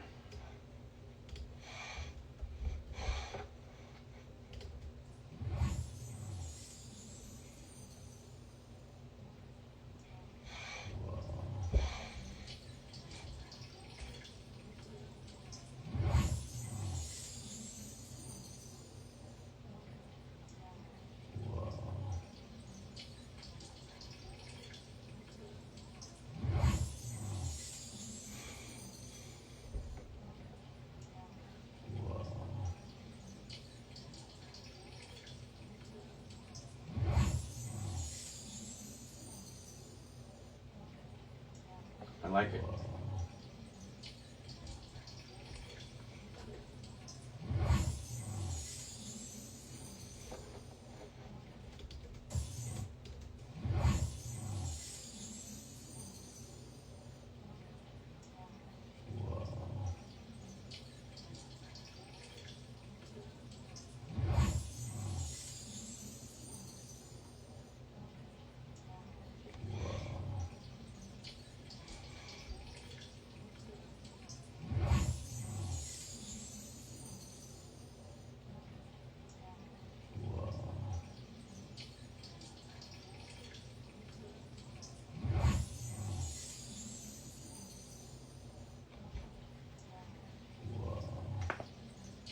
Okay, I think that looks pretty cool.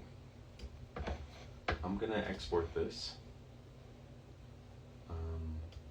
Yeah, and then be done with it.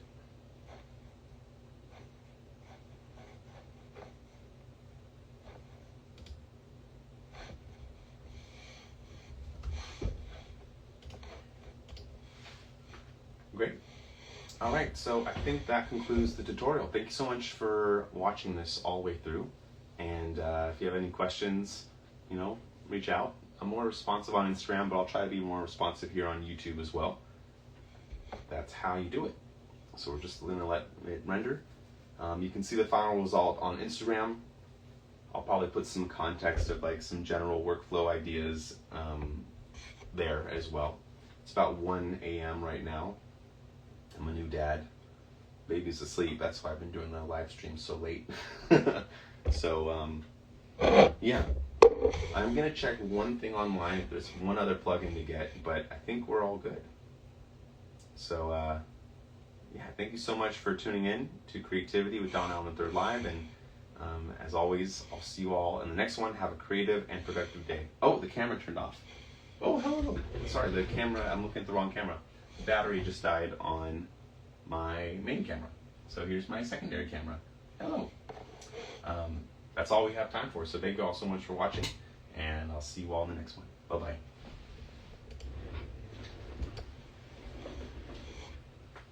Cool. Hopefully that was helpful.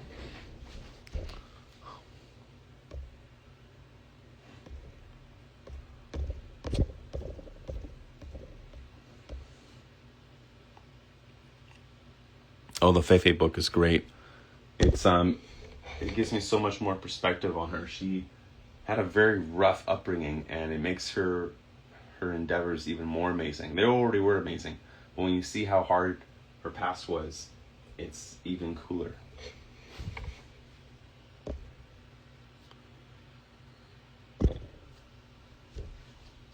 All right, I'm going to head out. Thank you all so much for joining. Have a good night.